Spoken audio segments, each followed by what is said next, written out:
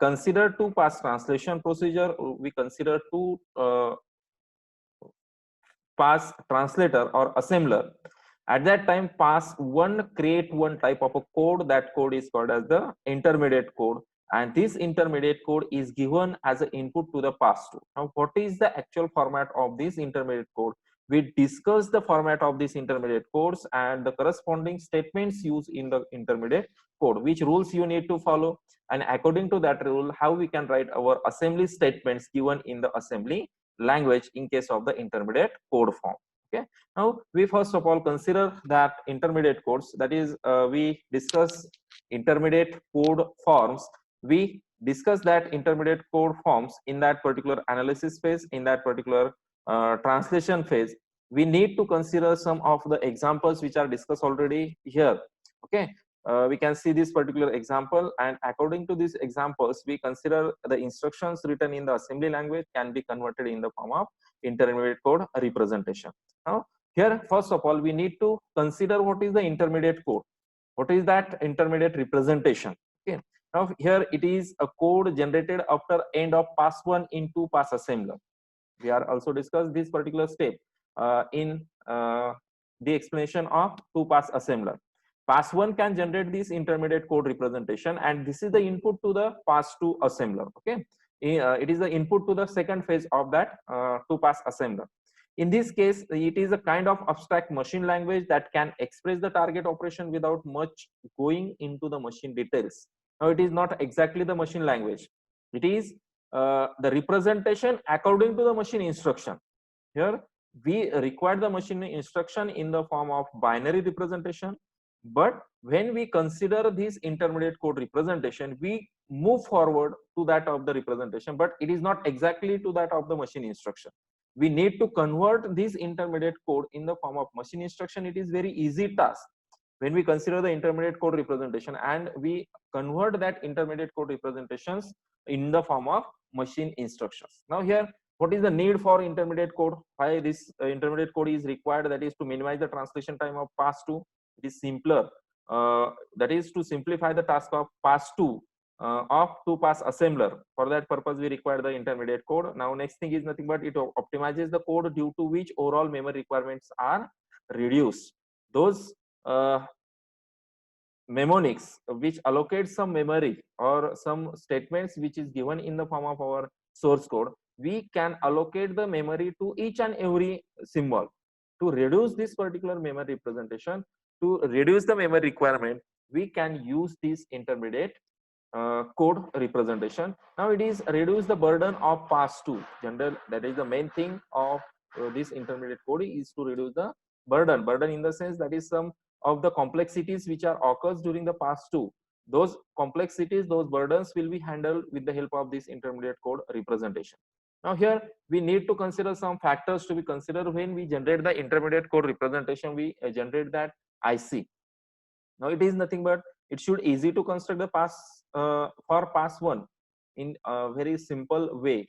We construct that intermediate code in the pass1. It should easy to analyze and interpret the pass2, and it should have minimum processing time because it has some of the pairs. We can represent our opcode in the form of particular pair of codes. That's why we call it as an intermediate code. It is not a mnemonic representation. It is the decimal representation, and those decimal numbers are given from the mnemonic table. That is, each mnemonic table contains the opcodes corresponding to the given instruction, and we consider that particular numbers in that intermediate representation. For that purpose, we require some new type of codes used in that particular instruction.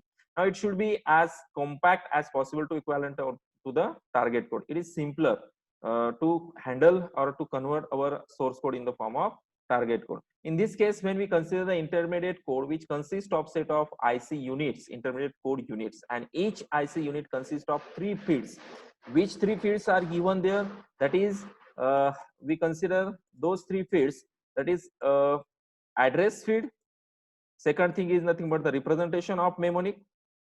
Opcode कोणत्या फॉर्मॅटमध्ये तो opcode त्या ठिकाणी दिलेला आहे, कोणत्या फॉर्मॅटमध्ये तुम्हाला तो opcode represent करायचा आहे. Now we can consider that particular opcode and representation of that opcode.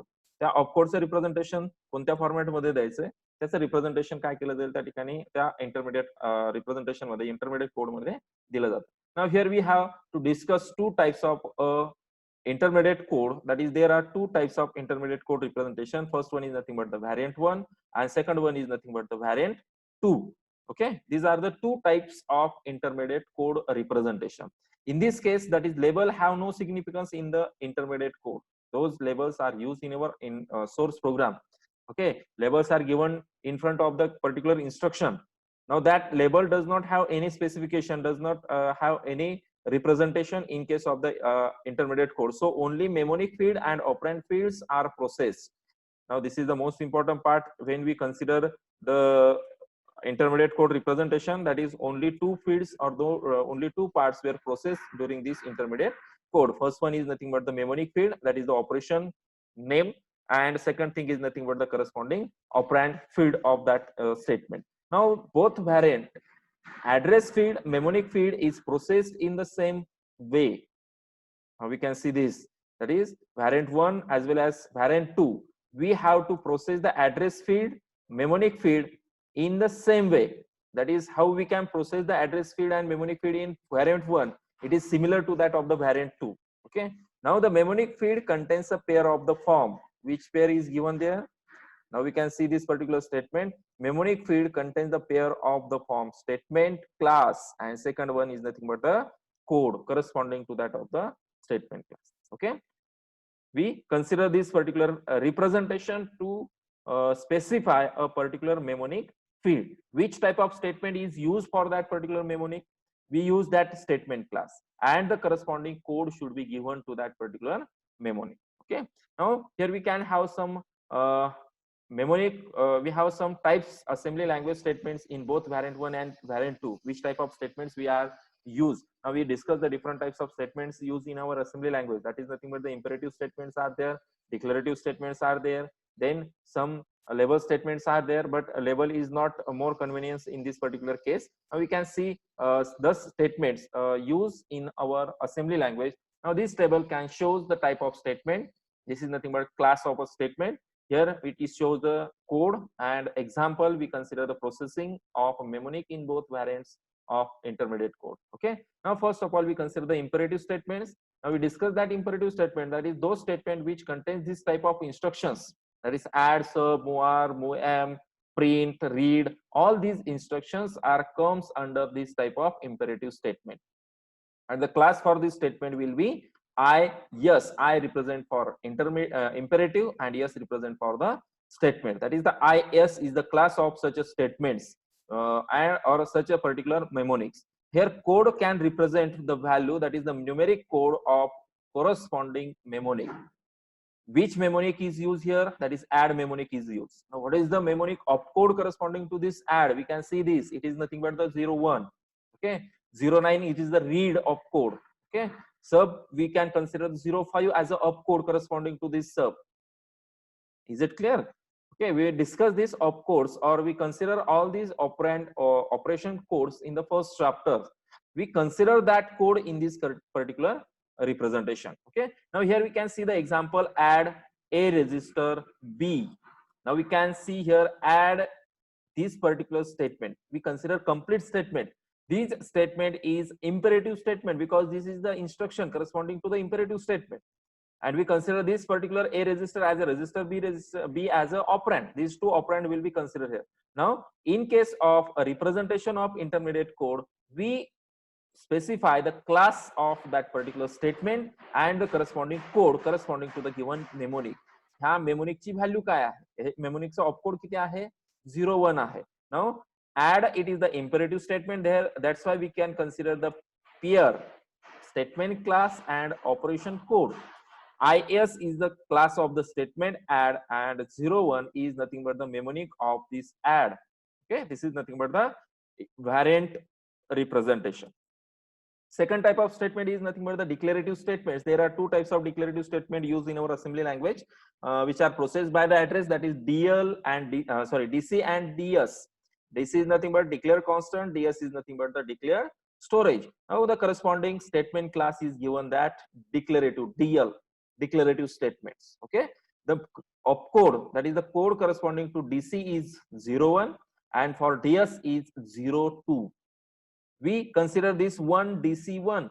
Okay, 1 is the symbolic name and the value is nothing but 1. Okay, that's why we consider the address or variant representation or variant representation of this particular 1 DC statement is DL, because it is nothing but the declarative statement, and 01 opcode is given to this particular DC.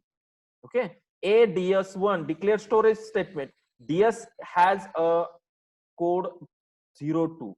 Okay, that's why we can use it is the type or class of this statement is nothing but declarative, that is DL, and 02 code corresponding to the declare storage DS. We can see this two here. Okay, now next thing is nothing but the assembler directives. We can have different assembler directives. In that case, 3 directives are considered as advanced and 3 are nothing but our basic. Basic one is nothing but start and end. These are the 2 basic advanced assembler directives.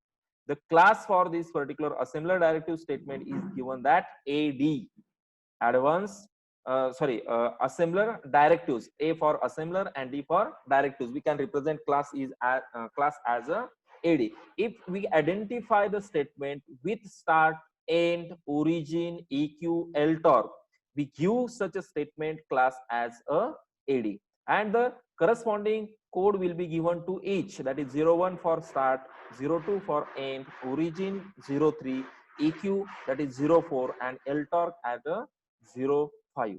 These are nothing but the assembler directives, and these codes are used in case of this particular variant of intermediate code.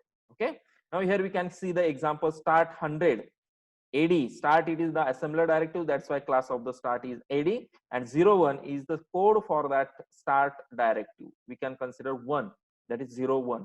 Okay, this is the table which shows the type of statements, corresponding classes, and which code we want to use during the intermediate code representation for the given statement in the assembly language. Now we can see one by one. That is, first of all, we need to create the variant 1 code, and then we can consider the variant 2. When we represent the variant 1, that is first operand of assembly statement is processed using this particular representation. Now if operand 1, now first of all we consider the variant 1, the first operand of assembly statement is processed. How we can process the first operand? We can have 2 operands. In the case of the first representation, we consider this particular statement. We have first operand as a register and second operand as a B as a symbol B. Sometimes we can get first operand as a conditional code also. Okay, that's why we need to consider how to process this particular first operand. Here, if operand 1 is a register, we consider this particular register, that is A register, B register, C register, or D register. Then it is replaced by the code 1 to 4, because we consider the corresponding opcode for this particular register. That is, A register can have opcode 1, B register has opcode 2, C register has opcode 3, and D register has opcode 4. When we identify these registers in operand 1 field, then we directly put it with the help of this particular numbers. Okay, we can put that particular registers with the corresponding numbers. That is, these numbers are nothing but the opcode for that particular register. If operand 1 is the condition code, we can have these condition code also some numbers, that is given to from 1 to 6. We directly put LT for 1, LE less than or equal to 2, EQ that is equal to 3, greater than that is 4, greater than or equal to number as 5, and any can be considered as a number 6. Okay, we put these numbers instead of this operand 1. If we have LT, then we can directly put 1. If we have LE as operand 1, then we directly put 2 at that particular position. Now then it is replaced by this particular codes.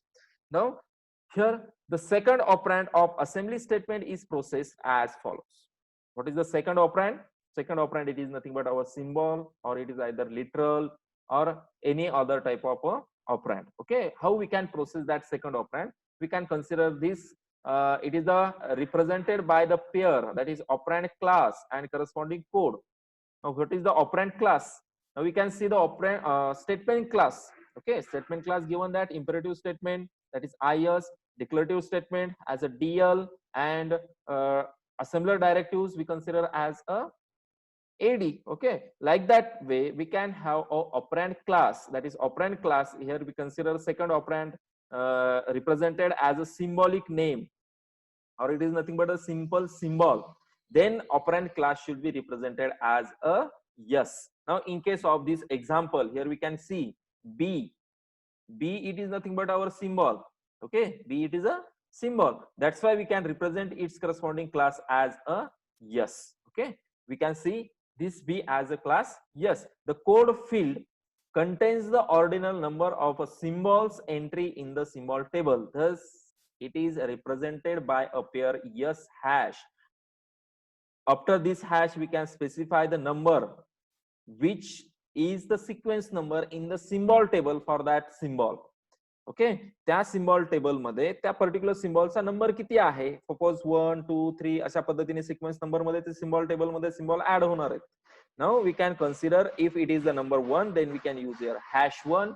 if the symbol is identified in the symbol table as second position, then we can use #2 like this way. We can use this particular pair yes as a symbol class, that is the operand 2 operand class, and corresponding code is nothing but the number identified in the symbol table. The corresponding entry code will be given to that particular location. Okay, now operand 2 is the literal in the sense we can consider equal to and the given number given in the form of a particular single quote. This is nothing but the literal.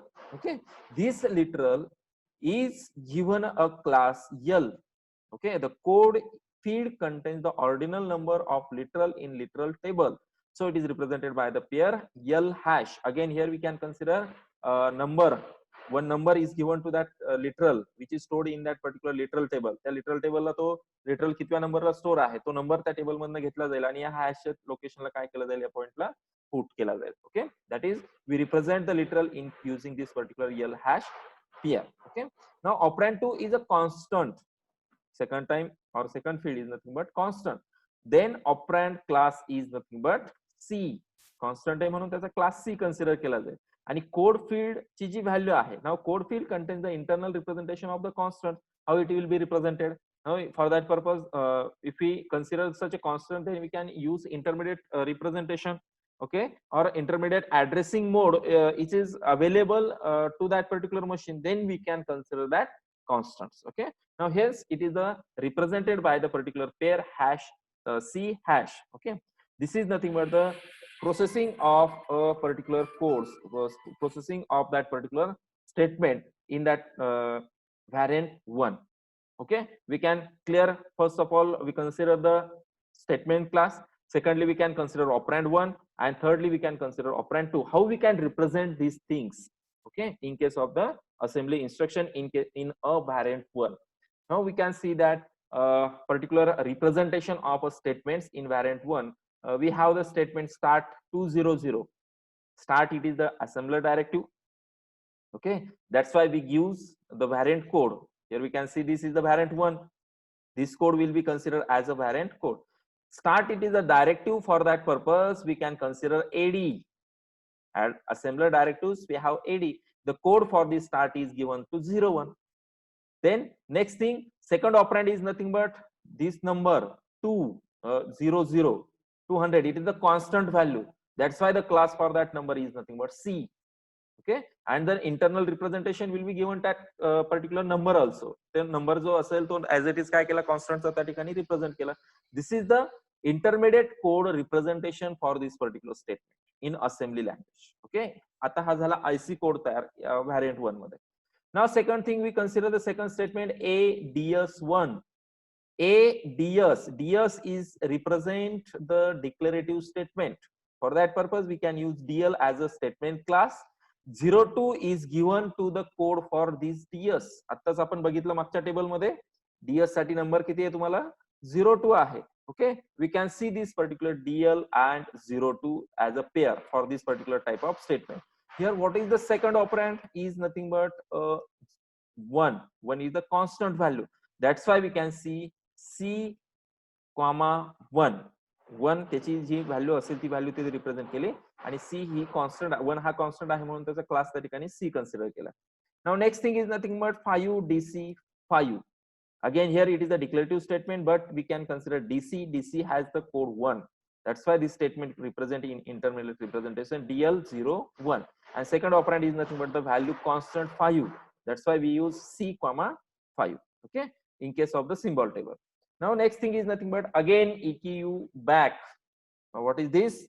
EQ is nothing but the advanced directives, assembler directives. That's why we can use here AD as a statement class, and 04 is the code for that EQ given by that assembler. Okay, back it is the symbol. Back it is a symbol, and this symbol is stored in the particular table at 4th location. Symbol कितव्या नंबरला store झालेला आहे table मध्ये? 4थ्या नंबरला store झालाय. That's why we can use here 4. Okay, that is it is assumed that again is the 3rd symbol and EQ is the 4th symbol. Again, now we can see this particular statement sequentially. A stored at 1st location, 5 stored at 2nd location because these are the symbols. 5 2nd location, again it is stored as 3rd location, and 4th location will be given to this particular back. Okay, that's why here we can use code 4 as a code for the symbol class back.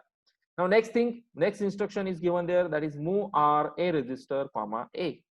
Now this is nothing but move R instruction is the imperative instruction, imperative statement. That's why we given the class IS, and the code for opcode for this move R is 04. We will discuss in the first lecture also. Okay, here we use A register as a first operand. That's why we can mention A register, it is the first register. That's why we consider the opcode for that A register as 1, and second operand is nothing but variable A, that is nothing but the symbol.